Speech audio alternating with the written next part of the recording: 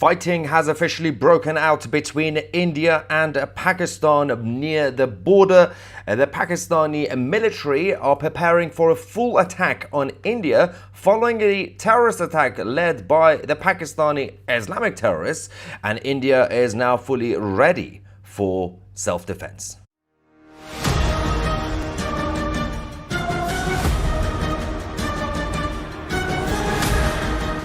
Well, hello ladies and gentlemen, welcome back to 2C TV, your global news channel. I'm Maya 2C, and this is your latest update from the border between India and Pakistan. Yes, the Pakistani Islamic nutters who caused so much chaos, and of course we just started and the camera is already off, which is a good start. But for those of you who are familiar, I'm still in Israel and I have no idea what's going on. We have some internet connections, so the camera will go off, it comes back after a couple of seconds, so be patient with us. As we've been reporting, the Pakistanis started this. Now they are playing the victim card. Surprise, surprise. We have some updates for you guys we're going to go through in this video. We have some videos as some of the fighting has essentially started at the border. There is some really worrying updates coming as well in terms of the rhetoric from the Pakistani government.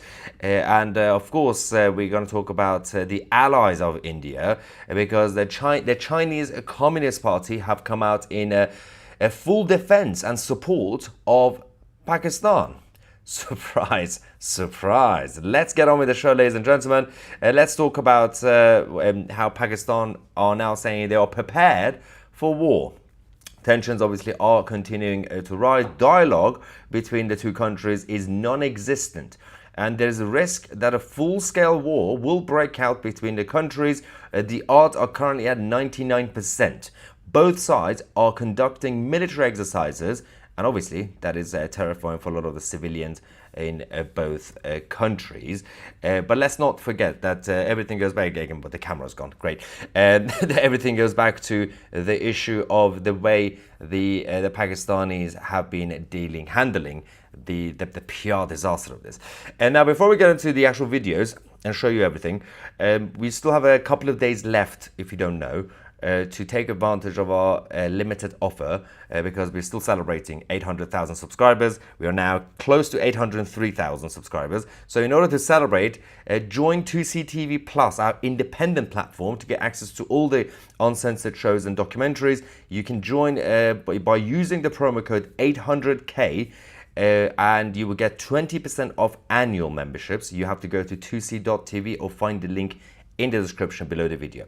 So that's the Pakistani side. They are preparing for a full attack on India.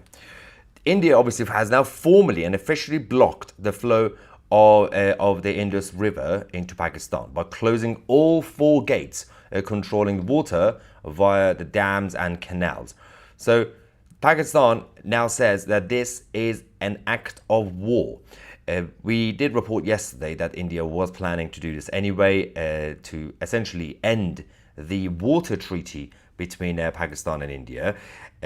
Today, the Pakistanis are freaking out, saying this is the end of the world as we know it. We are the victims. Why is the world not doing anything to help us? China is helping them, obviously, surprise. But it's because they started this. Now, we are going to go to the government in Pakistan, because it is absolutely fascinating the reaction we have received from the defense minister from Pakistan, because he said something interesting about the West and the involvement of the Americans and the Western globalists, which there's a point to it.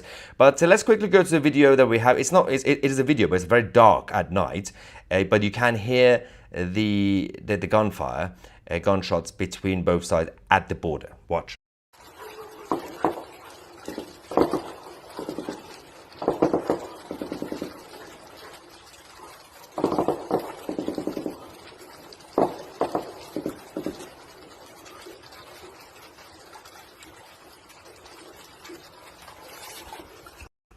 So again, both sides have said that the other side started the shooting and we're just defending ourselves. And yes, the video is gone again, the camera, but it will come back in a few seconds. Apologies for that. Let's continue the update because the shooting that you heard, by the way, that was in the Lipa Valley in Kashmir. between India and Pakistan. This is a cross-border shelling and it's a fire between the two countries. Now, Indian forces have also managed to blow up the home of one of the Islamic terrorists, Adil Tokhar, which was in Bilbahara, Kashmir. He was one of the Pakistani Islamists who targeted innocent civilians and tourists. Obviously, 27 Hindu tourists in Kashmir lost their lives yesterday. This video is only a few seconds, but again, it just shows the evidence that the Indian side are taking this very seriously. Watch.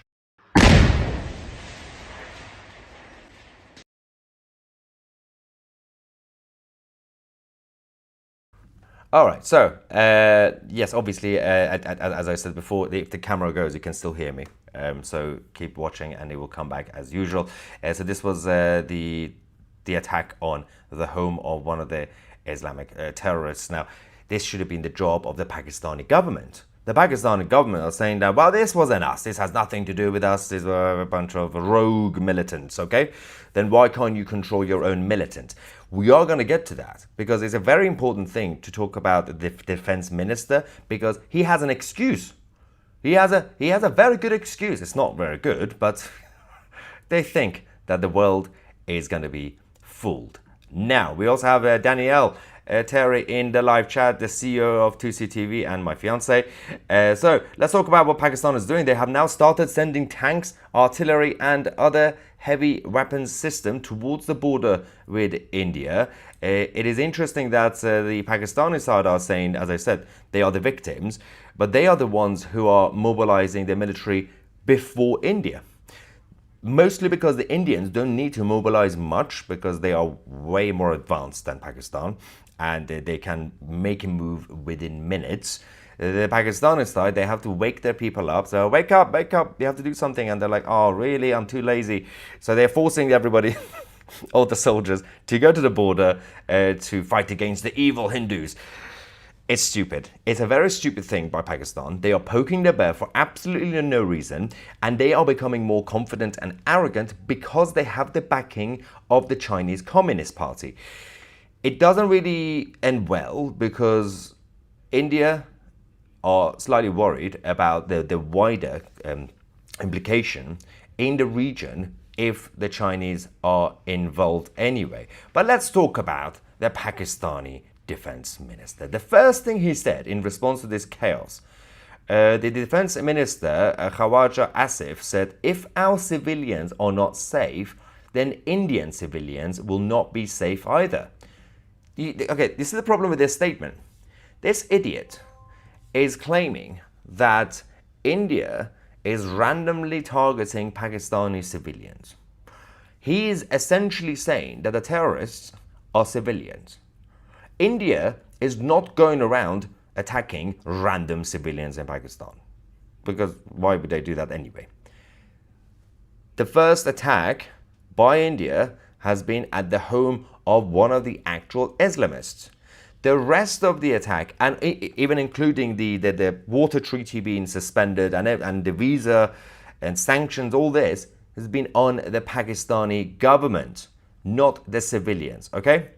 Now, having said that, Prime Minister Benjamin Netanyahu of Israel has also come out in 100% support of India, saying, I spoke today with the Indian Prime Minister Modi and expressed my condolences and those of the people of Israel to the people of India following the Islamic terrorist attack in Kashmir. I'm glad he mentioned Islamic.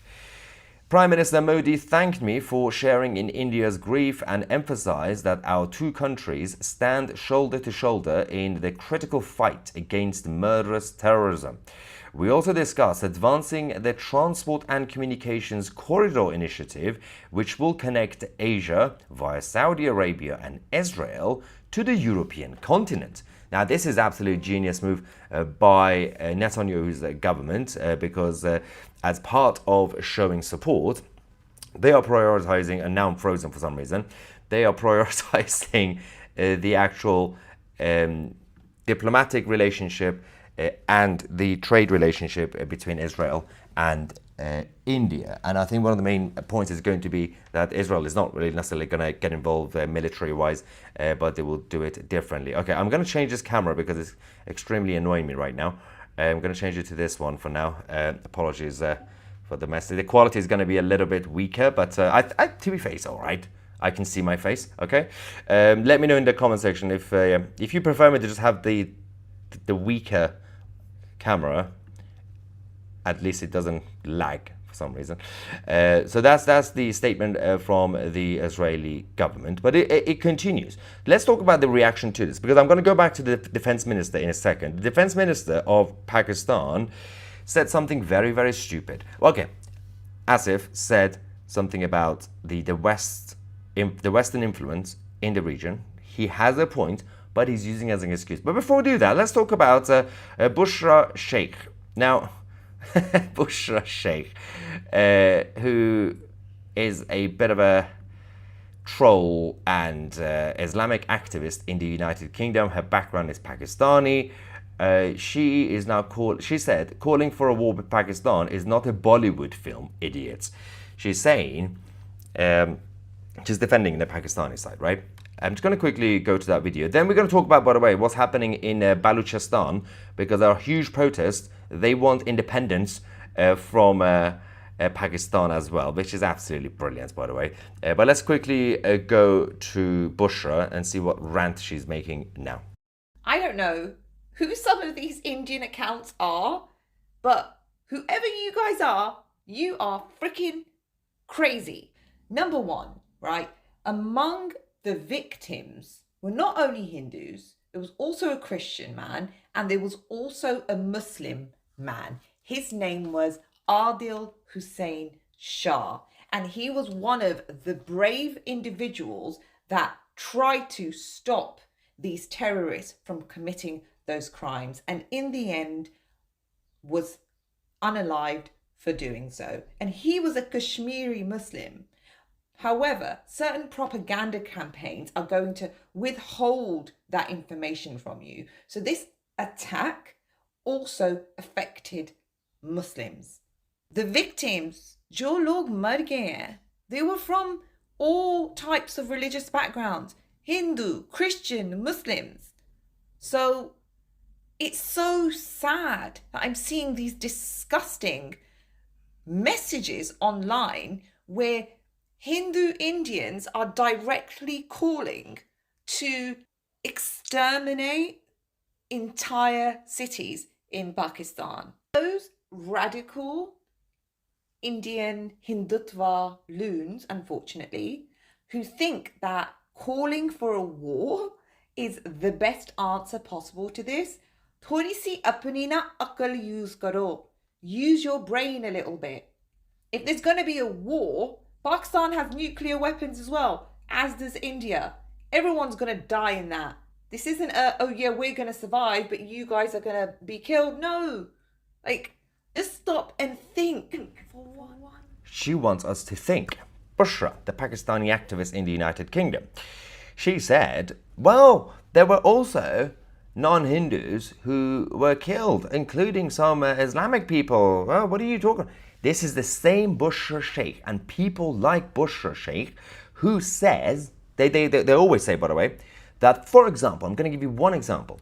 The King David Hotel bombing in 1946 in Jerusalem. Some of you are familiar with that. The King David Hotel bombing in Jerusalem. That obviously the Israelis carried out because they wanted to push out the British Empire. Okay? They say evil Jews targeted non-Jews. Now, first things first, the Jews, Israelis, gave a heads up. Just like how the IDF always gives notice in advance, civilians leave, okay? The people in charge of the King David Hotel ignored it. They knew, they ignored it. The others left. This was supposed to be basically symbolically to push them out. Guess who also lost their lives? Out of the 91 people, 17 Jews also lost their lives. But Bushra doesn't use this argument against that. I'm just talking about consistency, right? If you want to use this argument, that there were also some random non-Hindus who lost their lives 3 days ago in Kashmir. Why don't you talk about the others? Anyway, Balochistan. Huge protests have now erupted in Balochistan. People are taken to the streets, especially in the Khozdar province, demanding independence from Pakistan, because they've realized Pakistan is a rogue state. We know that. It's also a failed state, and they simply want their freedom back. Watch, this is from last night.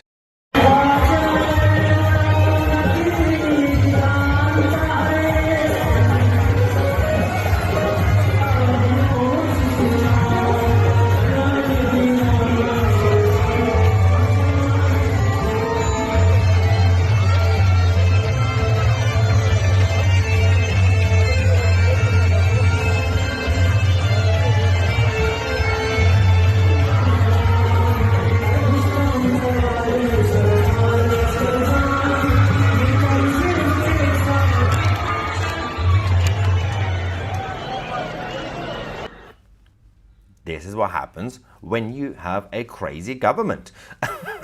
And actually, overall, a very rogue culture in Pakistan. Whether you like it or not, it is quite rogue.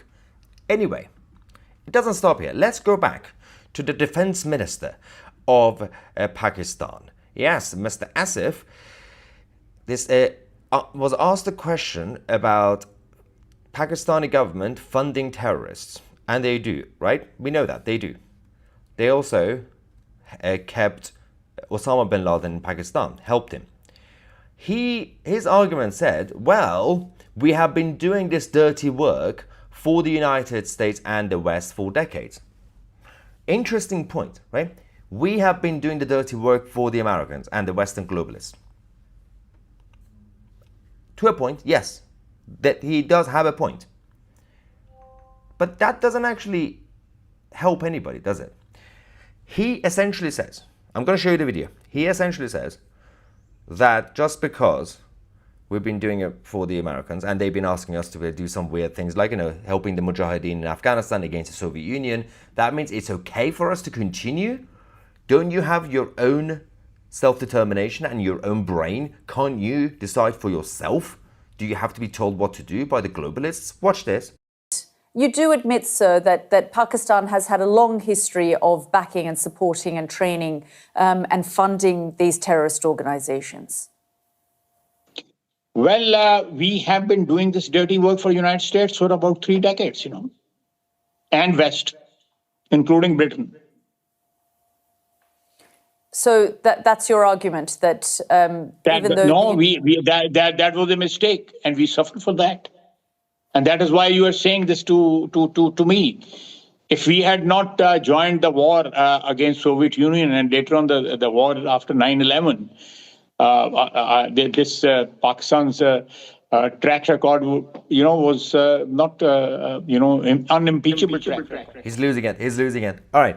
It is absolutely true that in the past, the Western globalists have used Pakistan and many others, again, the Mujahideen militants in Afghanistan to fight against the Soviet. They trained them up and then it backfired. Obviously, you had the Al-Qaeda stuff happening.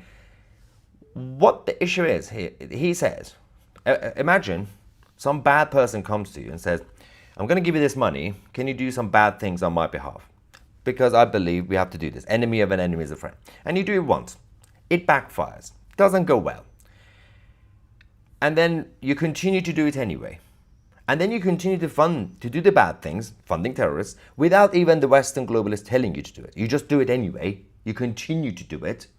And when you get caught, you say, oh yeah, but when we started, the other people told me to do the bad things. It's your own decision. You don't have to do it. And now, it's no longer the Americans or the Western globalists always telling you, asking you to, because they gave them money, right? Pakistanis took the money. We know that. You can't go around saying, because of the history and the past, it's not up to me. I'm an idiot.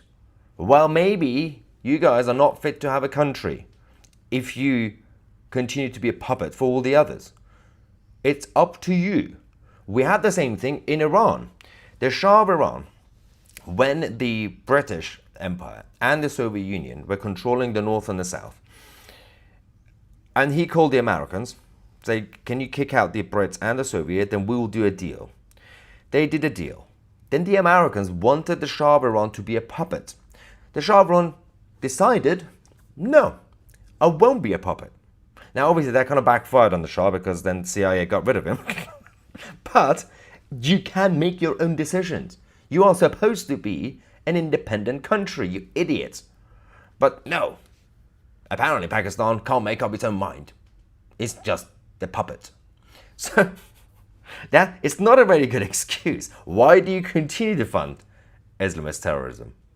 Who is benefiting from this, apart from those who just want conflict for the sake of conflict? Let me just change this camera as well. I don't really trust the other camera to stay fixed. All right, let's get some reaction from you guys as well. But actually, to be fair, there is a point to be made in regard to the reaction from the Pakistani government, but at the same time, the reaction from those Pakistanis who are on the outside, like Bushra. And I want to get your perspective on this as well. Let's go to the first one.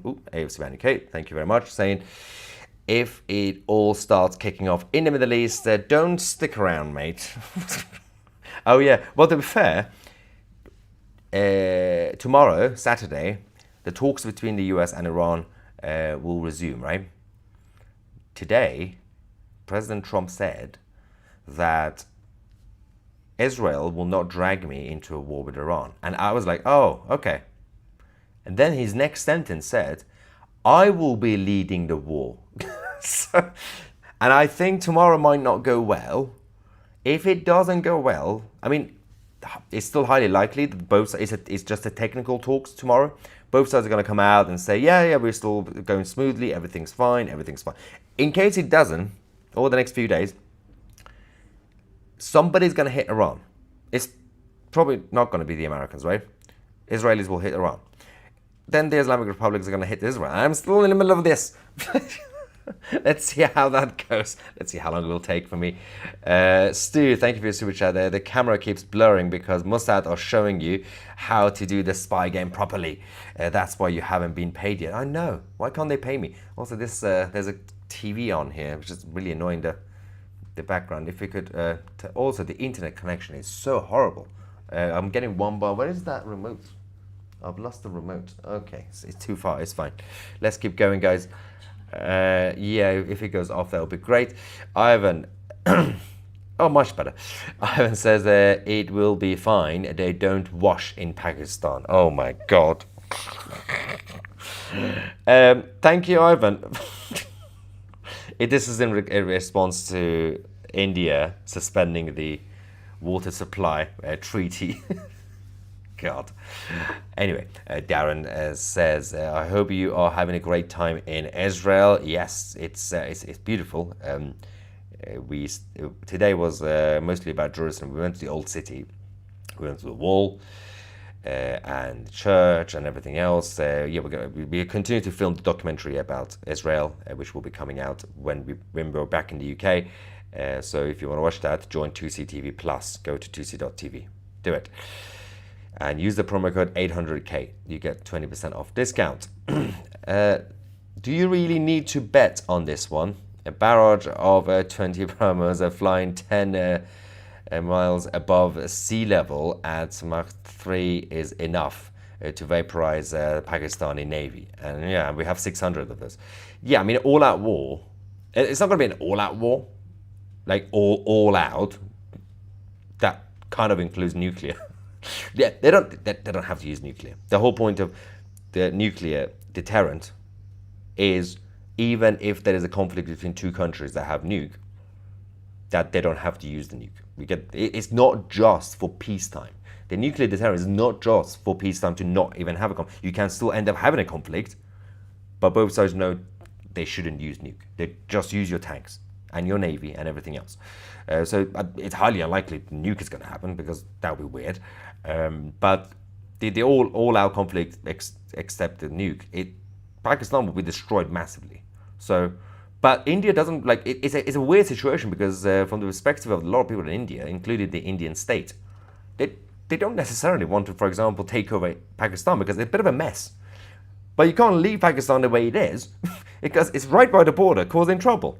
It's a lose-lose situation. For the past few decades, for the past almost 100 years now, almost, it's a mess. You can't really have Pakistan as part of India, but you also can't have Pakistan next door to India. What are you going to do about it? And China knows this. That's why the Chinese communists are stirring the pot. Peter says, why does the UK provide money to both sides as neither are a poor country? Well, Pakistan is. But it's strategic. So the Indian side makes sense. I'm against foreign aid, obviously. But I'm seeing from the perspective of the Foreign Office, the India thing makes sense. It's strategic against the CCP. But they also do it to Pakistan because they don't want Pakistan to go and fully embrace China, which doesn't work because right now Pakistan and China are best friends. So I'm not really sure if that strategy is still working, but this soft power nonsense. Anyway, Ivan says, funny how dogs with no teeth try to bite. Yeah, don't say dogs to the Pakistani government. They don't like them. Kim says, can you please explain to me why every time these Turban Monkeys swing around the terrorist attack on another country, they always blame the Americans or the Jews? It's easy. It's an easy boogeyman. So, because again, if you listen to the defense minister of Pakistan, Asif, that was a terrible defense. Saying, well, because back in the day we are the puppets of America. You just admitted you continue to be a puppet of America. That's not really a good excuse anyway. But usually it's always easy to use the Jews as the boogeyman because historically humans always need a boogeyman, some sort of monster. Usually fiction, darkness, ooh. But in real life, Jews were always the boogeyman. And the reason a lot of humans on this planet, especially the Islamic side, anti-Semites, continue to do that, to blame everything on the Jews, is simply because as the boogeyman, the Jews somehow kept surviving throughout history. And people are fascinatingly hateful about that, saying, okay, we've been told you're the baddie and everything that happens in our lives that goes wrong when we fail, it's your fault, even if you're not there. But at the same time, we don't understand why you're still alive, so we're going to continue to blame you. I hear that the internet is getting worse, which is fascinating. I don't understand what's going on. Apologies for this, but as long as you can hear me, I think that's the important thing, right? We can also blockade the entire Pakistani trade using our navy sitting 2,000 kilometers away, comfy in the Indian Ocean. Nothing in Pakistani arsenal even reaches there. Also, the HP multi-layered air defense like Israel. So good luck, Pakistan. Yes, it's a good point as well. Ivan says, when did she become a military expert? That's Bushra, isn't it? Yes, she's an expert in everything. She's a fascinating creature. Jason says, Indian want revenge and we will take it. Cry, Bushra. The thing is, right now she's gloating, saying, oh, look at these Indian idiots. Oh, the Hindus are stupid, blah, blah, blah. The moment India fully attacks Israel, Pakistan, she's going to cry genocide. I can assure you Bushra is going to make a video, a genocide, the Hindus are killing us. The Islamics that have been butchering the Hindus for decades and decades. She doesn't care about that. Can't wait to see which side the Labour government is on. Oh, I think we already know which side they are on. Wow, I mean, just look at how many people at the top of the Labour Party in Britain have a Pakistani background compared to Hindu background, for example, or British background. Yeah, I think that will answer your question. A Rogue Trooper says that J.D. Vance visits Modi, war breaks out. J.D. Vance visits the Pope dies. Can Trump send him over to visit Starmer? Actually, that's a very good point. Poor J.D. Everywhere he goes, it's just unlucky. Yeah, I think they just need to keep him at home. Just don't leave for a while, unless they want to send him to see Starmer. Fat Cat said that India should unleash the Vimanas. Yes. And Stu says the worst people to have nukes are the ones who welcome death. Those who prefer death over life. Absolutely spot on. Let's get a couple of non-super chats. Paul says also, two nuclear powers that hate each other. What could possibly go wrong? I know. CS says 31 billion was sent from the visitors here to their country, Pakistan, in 2020. Bumper, yeah, from Rishi to the corner shops. So, yeah, they're one of the biggest things that affects the economy and the finances of each country is when people take the money out of the country, as you guys know, because it takes the money out of the financial cycle. Most money is fake money. It's invisible because it's fiat currency. It's just a number, a digital number. You don't actually have the cash, right? But even that digital number, that the Bank of England, for example, would say, this is how much money we have, for example. If you take that, you transfer it to a different country, and this is what happens. A lot of people who come as migrants to the West, especially from the countries like Pakistan, they work cash in hand and they send it back home. That destroys the money cycle in the UK. So the only way you can replace that is to get tourists to come to the UK to bring their money and spend it. That's the only way you can replace it. Otherwise, the money is just going missing. It's a whole different thing compared to trade or things like that, or the foreign investment, or you investing in other countries, because that's usually a two-way street. This is why it's not really a good situation in terms of the financial cycle. Pakistani army looks like one of those you can crush just by attacking at night. Probably, actually. The UK doesn't provide aid to India as the West mainstream media yaps all the time. They still do a little bit, yeah. Those are strategic business investment. It's not business investment because it's done by the British government. British government or any government doesn't do business investments. They give money and they call it foreign investment, but it's still foreign aid because it's up to the country how to spend it. Anyway, a strategic business investment which the UK benefits from 33 million. That's peanuts for India. Yes, but as I said, it is strategic. It's simply symbolic to basically keep India close. But it's not investment. By definition, it's not investment. But yes, Britain takes something back in return, as this person correctly said. Carter says India will slap Pakistan right into the next millennium. Well, that will help. Bring them closer to the 21st century. Anyway, ladies and gentlemen, this is the latest update from the conflict between India and Pakistan. Thank you so much for watching. We're going to keep you guys posted. We're going to come back later tonight and talk to you guys about what's happening between the US and the Islamic Republic. But also, Syria is apparently joining the Abraham Accords. They want peace with Israel. Thank you so much for watching. I'm Maya Tusi, and we are the media.